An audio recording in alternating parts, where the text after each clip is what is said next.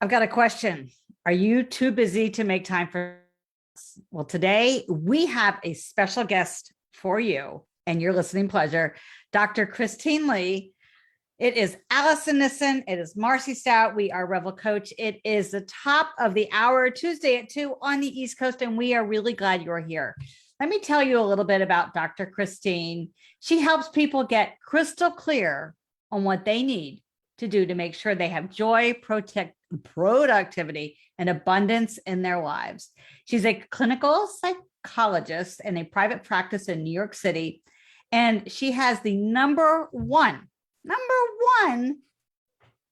blog on procrastination, like in the whole world, like number one. That's fantastic. So please help me welcome Dr. Christine Lee. Hi, everyone. Thank you, Allison and Marcy. Thank you for inviting me to speak with your lovely crew here, and I'm happy to be here. Well, Christine, this is a great conversation. We're happen to be doing this conversation when I feel like it's the end of the year and there's a lot of busyness with the holidays. So some things that we typically are great at doing, we are procrastinating like crazy. So if you don't mind, let me jump in with the first question. And when you're working with a client and they're in that phase where they are just so frustrated that they're procrastinating all the time, they come to you. Just give us some insight on how you get started with getting them to be non-procrastinating. Thank you for that. Great question. It's a great place to start. And I often start by just, in some ways, calming myself down as the therapist, because if I catch the anxiety of the client, then we're both in that tussle and the anxiety wins. So my role is really to calm the whole system down. And oftentimes I send that client after the first session, getting to know them, with a task to do something that is completely unrelated to the thing that they're most panicked about, because it's likely that over time, the stress about that one item built and built and built to a point where it really was overwhelming to their ability to cope. And we never really want to be in a zone where we feel like we just don't have what it takes to cope. Coping is the most basic skill. It's such an important skill. And whatever we need to do to reset it is important. So maybe you need to get yourself into a therapist's office. Maybe you need to take 3 deep breaths, which happens to be my favorite technique these days. Maybe you need to just switch gears altogether. And then the client will wonder, well, but I came to you for this one important item. It doesn't lose its importance just because you focus away from it. It somehow gets restored to its original proportions when we say, oh, it's just one thing that I have to do. It becomes normal again, instead of this thing that we project all of our anxieties onto. So we have to learn, as the operator, as the main boss, head honcho of our operating system, to see things as they are in real view, without our needs to have them be validating of us or elevate our status or save our well-being. Nothing is as critical as that, really. It can feel like that, but nothing really is. We're really such magical beings. We were talking before we started recording about how magical each of us is, and we never want to lose sight of that. And I do think that's what happens when we let anxiety take over. We just forget how super cool we all are and how able we are to really manage and plan our way out of things. But my question to you now, like, I think that's so interesting of how you say it. So it's not often about like what's on the to-do list or how much they have to do or doing a task they're not interested in doing, but more a deeper root of what's causing sort of, the only word that comes to mind is procrastination, but I'm sure there's a better replacement for that word. But so what it is, there's something like kind of bigger. So you help them identify that small task that they're coming to you for, but how it fits into the bigger picture. And so I want to go back to you're saying at us as like beings, how we often are, part of the obstacle that's in our way of really getting things done. How do you help clients, kind of connect with that they are listening, that they can have like a growth mindset around, maybe changing their belief systems around their procrastination? Great question again. And I think I very much was a victim of this and was an actor in this way of always keeping the negative thoughts so close, always thinking, oh, I'm the worst. I'm a failure. This is never going to work. I'm going to embarrass myself. I'm going to fall flat. I'm going to forget some piece that I really prepared, but then isn't going to be impressive to anyone. And we overwhelm ourselves with all the negativity. And I think all the things, not only is it our core negative view of ourselves, we're protecting ourselves by keeping those negative things close to us, but we don't realize that that's actually a hindrance to our productivity. So we want to separate productivity from self-esteem. And that is the central point. If there's only one thing that you take away from this, is that your self esteem is this beautiful, hopefully growing entity that you protect, that no one really has a right to attack or to chip away at. But sometimes we give other things, other events, other people that power. And that's when we really feel vulnerable. That's when we really feel like, oh, I better perform here or else. And I don't think any of us actually perform well when there's that kind of a threat attached to the work. When you really look at it, think about times in your life when you just created and it was beautiful and it was amazing and you felt high on life versus the times when it was under deadline with someone who was really a crabby boss, who was prone to punishment. Think about those two different moments. And we would all remember that higher moment where it was just up to us. We loved what we were doing. We didn't feel afraid and we weren't holding ourselves back. So, growth mindset is really saying, this is my game to play. This is something that I can get better at if I don't exactly feel confident at it right now. And the sky's the limit. When we look at our limitations constantly, that's all we will see. And we will gradually shrink ourselves into the smallest level. And I know many of your followers and members are entrepreneurs, if not all of them, and that there is a real risk when we're creating something as entrepreneurs to keep ourselves small, to keep it just small enough that we feel we're in the game, but we're not really attracting the business and the clients and the impact that we desire. I think entrepreneurs have that spark, that flame inside of them, that they want to be different, that they want to make an impact, that they want to expand themselves in the process. So it's a very personal journey, but sometimes these two paths get too intertwined and then we sabotage our business goals because we're too afraid to let go of our safety on the personal front, that we're too afraid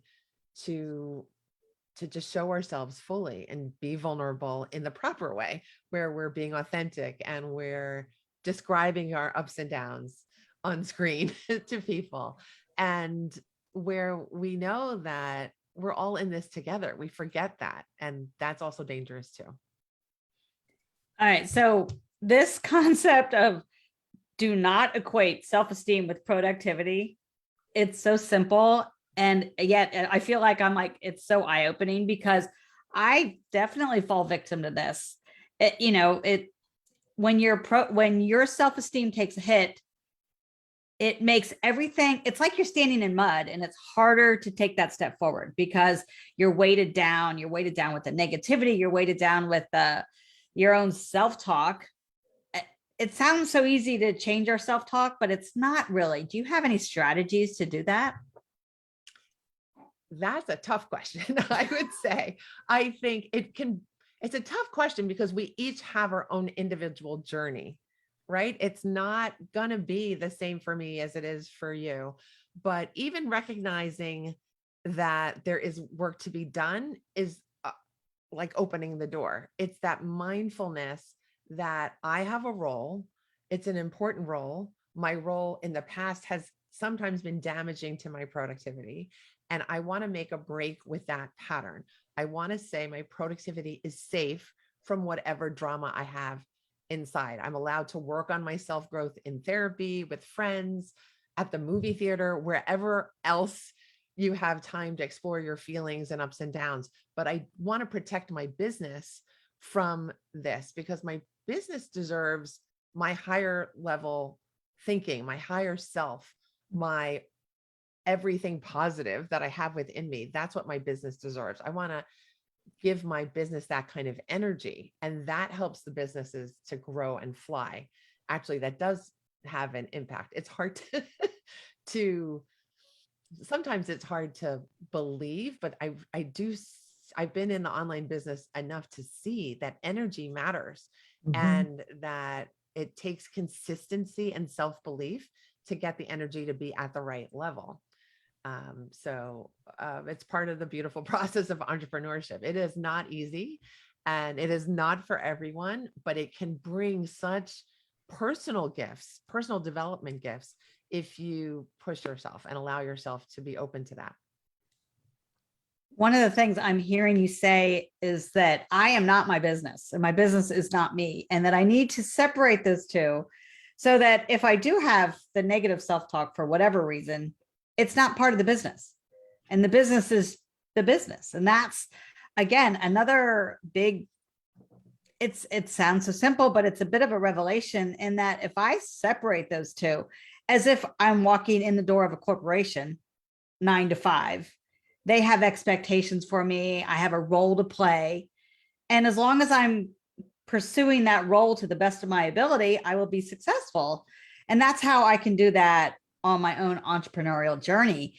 And the idea that it's, the embracing that growth mindset and embracing, growing is uncomfortable. If you remember, for those of us that have had children, when they're little, and they're growing, it hurts. They actually cry because it's painful. Growing can be painful. And so as an adult, we're not thinking that we're growing anymore, but emotionally we are changing and developing and learning new things and learning new tasks. And those can be painful because they're pushing us beyond our limits.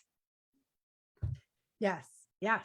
And I think women are sensitive to the part of us that is wounded, that actually needs extra attention, that feels like there's something awry, but maybe there's not exactly enough time to tend to it, that we really are aware on so many other levels, including the maternal level. Like, what does this business need of me? We're always aware of these things. Sometimes we're feeling like we're falling short in terms of being able to deliver and structure and present and build. But I think the awareness that women have, that's such a high level skill, and it's a gift that we possess.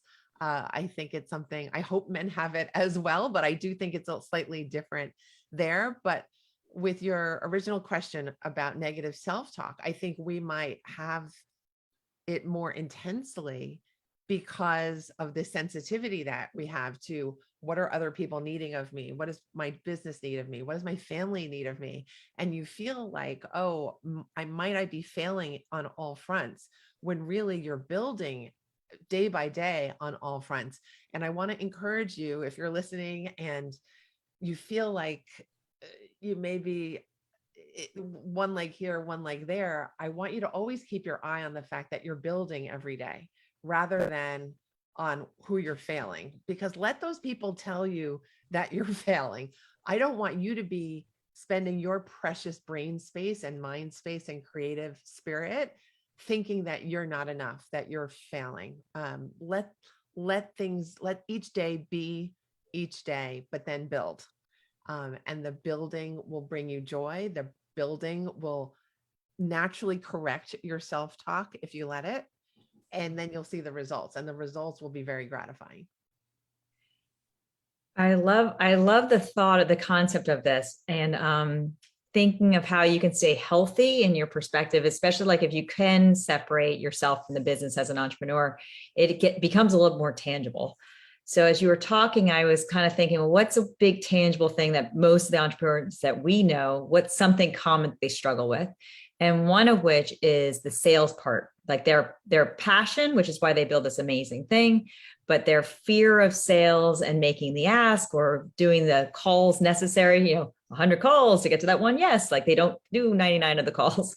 How do you help somebody that might be procrastinating on doing the work of what it takes because they just don't either have that skill or that mindset or anything to make calls to grow their business and ask for the business? I think, again, it's different for every person. You want to hear, what is the resistance? What does it sound like?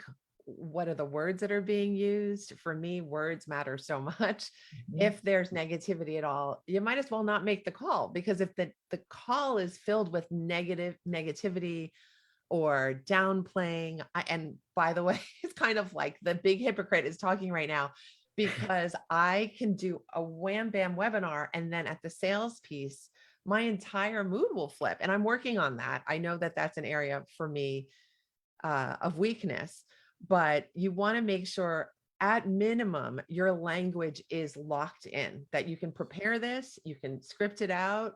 It doesn't have to be robotic, but you do want to make sure you're clearing your language of anything that would indicate some disbelief in yourself, disbelief in your product, or disbelief in your customer.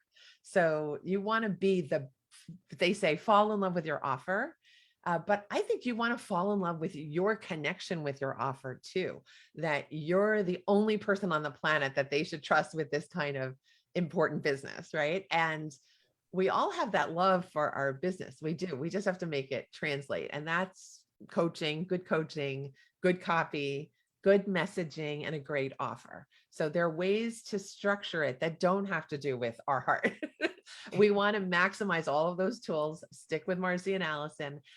Get your good mentors, do the hard work, but then also allow yourself a clear runway to show your passion for what you're doing. I can talk about procrastination and why we should get clear of it until the cows come home. It's a real passion of mine. I've been through it in my own life, and it really is a recovery process, and it's something that we need to maintain. It's the same with selling. The market is there. The healing, bridging to the customer is possible. We just have to figure out what is the best me that can connect with the best them, and then merge that together. Now, with the 99 phone calls, I do have a tip there. I fortunately don't have to make sales calls to do sales, but if you do, I want you to make it as neutral, and I mean as unpersonal, like it's not about you and your heart, as possible. You can convey your passion without opening your self-esteem on the call. So whether a person says yes or no has nothing to do with how you feel about yourself. It's really their feeling about the offer. If you get too many no's, it's not about you, it's the offer.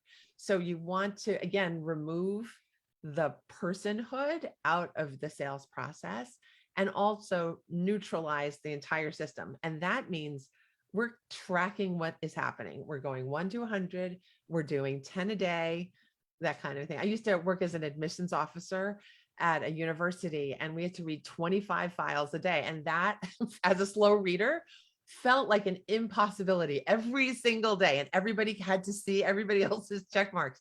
But you know what? That system kept us honest, and it kept us going. And it was a real indicator of how much progress we were making as a team. So you want to allow yourself to show yourself the wins along the way. It's not just the sale is not the only win. The win is that you got on the call. The win is that you have a great offer that you love. You don't want to hold up the machine by then forgetting to do the last part, which is the sale, the call to the sale. So put that energy that you have, that love of your business, into that part too, and track your work, neutralize the activity of it so that it's easier for you to carry out. Oh, and do it in the morning because people are just much less complicated in the morning. I think that proves itself over and over and over again. You have time to meditate. nobody's bothering you. My example is always that the ERs are not filled in the morning. They're filled at 2 a.m. So get people when you're good and they're good and they have the whole rest of the day to get back to you or to think about it. And that, you're loading up your side with all this positive fuel. And that way, when you make these calls, you're not exhausting yourself either. You have more to give afterwards. Okay. I think as you're talking, it reminds me of, so Allison's really good at public speaking. She's really good at writing, not my strength. So I often hire her as my coach to help on certain things. And as you're talking, I was like, oh, it does work, because I will often have resistance or drag or whatever that looks like. And then Allison helps fine tune my basically 2-hour talk down to 5 minutes. And then my words get really clear what my focus is.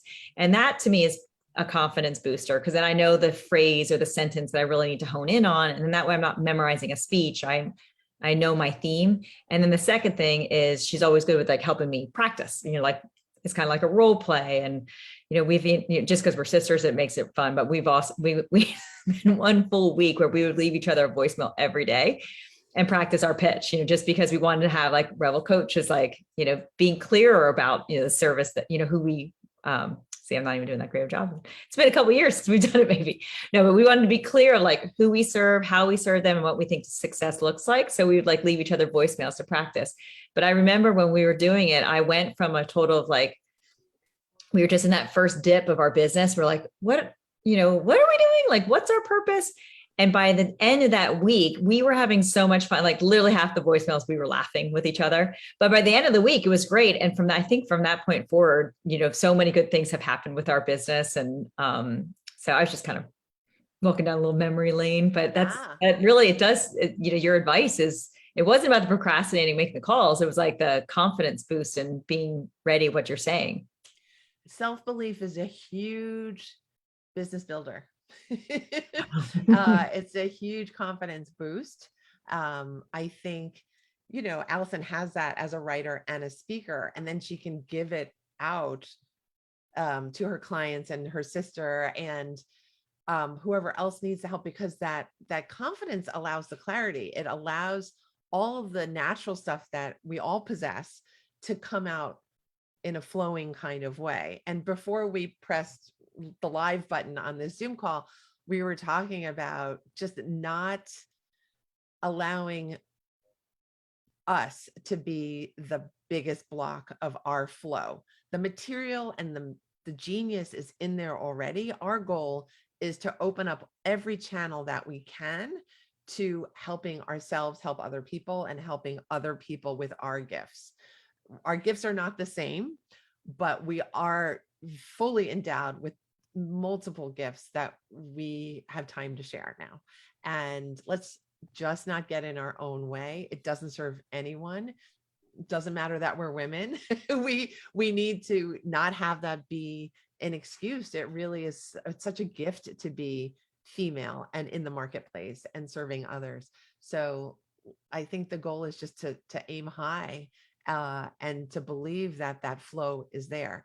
And if you need work on particular skills, reach out to the people who are 2 steps ahead of you. There's no shame in that. That's actually such a wise thing to do, but also believe in your own inherent ability. Don't give that over to anybody. Christine, when we create a vivid vision for our own thought process, for our own goals, for what we really want to accomplish, it's so much easier to block out that noise, because that noise is what gets in the way. And when we have a vivid vision, it's really easy because we're laser focused on that North Star of where we want to head. We can see the road. We can see it clearly. There's no trees in the way because we are where we want to go. It's when we start to look to the left or look to the right, and all of a sudden there's trees in the way, and oh boy, there's a bird in the sunset. And what do we do now? And I can't remember where I'm supposed to go. But staying focused on that vision will help us keep that noise out. And I'm just this is perfect for me because, I am the person that hates to make those sales calls. I mean, I could go through, I could lay down on your couch that's behind you and just give you my life story about why I hate the telephone and all that other stuff. But none of that's important. What's really important is that each small step that I take that I celebrate, that I pause and think, you know what, I did that, check. And now I can give myself a small pat on the back, or just even a breather. Sometimes when I accomplish something, if I've, procrastinated on a blog, or writing something, for example, when I'm actually done, I'll stop and be like, huh. And just that little pause allows me to like reset and reframe. And I'm like, okay, that wasn't bad. I can do it again. But yes, it's definitely that staying focused and laser vision on what we really want helps delete that noise. Yeah. And staying positive. I know it sounds overused and trite sometimes, but as a therapist, really, I've realized I'm combating negativity all day long. That it's a different story, different client, but it's the same tone of there's some thought that is blocking. There's some habit pattern that is blocking. There is some repetition of old threats that the person is bringing into their current life. And my role is to be objective and to say, well, you can get through that. You've gone through that. What is that negativity getting you now? And so I very much shifted the way I do things as a therapist because of the way that I do things as an online entrepreneur. I've seen that the negativity really just holds us back, wastes our time, doesn't get spoken to anyone even, and it just tears us apart. It makes us, that's the part that wipes us out. Online business is, it's a couple of websites and a couple of offers. It's not incredibly complicated, but we make it this burdensome, scary, up and down kind of roller coaster ride, when there are those who definitely make it fun, make it about the numbers, make it about the process, and keep their self-esteem out of it while staying very high for their customers. It's a trick, but I think all of us are capable of it. I think that's what we're drawn to sometimes, is this path of let's try to see what we can make a success from out of thin air, that we're presenting this new business, that we're developing this new club for women, that we're teaching people things that rescued us from years more of despair. It's really important work, this online stuff. Well, with Allison and me, when we were starting this business, originally it started, we had different like goals that we wanted to, like with, making money from a podcast and making money from a mailing list and having trainings and things like this. But when we got to the heart of what we really want to do, is we just wanted to learn from other women, help celebrate their business, hopefully teach other women whatever that expertise is. And so for us, when we started going to that, that first valley that we went through, the two of us were like, what is most important? And we defined like success for us, as long as we are enjoying it and having fun and learning and growing, and it's not like a burden, let's do it. And literally, I know I said this already, ever since then, this platform has been such a blessing for us, because we've grown so much personally, both, as a professional and then as individuals, but it ends up being just our kind of our marketing, like for our other services, that we, for a fee and things like that. So I just want to say, I can't underestimate. I wish we had met you a few years ago, because that advice is so good. And then as you're talking, I'm like, wow, it really does come true. So this has been one of the fastest 30 minutes. I will have to say, we are going to, if you're here live, we will go into the after show party. We can kind of open up for more questions. But for those of you that are watching us on YouTube or on our Facebook, thank you so much for joining us. And we hope you join us again. If you want to join a live Tuesday at 2 conversation, you're always welcome. You just have to RSVP on our website, and you can always subscribe below. Right, Allison? Whatever that means. Yes. To get more. So Christine, if somebody wanted to get in touch with you, what is the best approach to reach out to you? I think you can get me on Instagram. We're all hanging out over on Instagram. I'm Procrastination Coach everywhere on social media, including on my favorite Instagram. So thank you for having me here. It's been a pleasure. And I wanted to say that if you two hadn't found fun in your business, I would be surprised, because you two are so much fun. And I think it is it's a real strength of the two of you and your connection. And it is what is so needed in business. Oh, well, thank you. We definitely have fun together. I don't think we're like textbook business partners, but we definitely get a lot of stuff done together because it's a lot of fun. So thank you, Christine. Thank you for everyone who could join us. On behalf of my sister, Allison, and me, we hope to see you next week on another Tuesday at 2. Bye. Thanks for coming.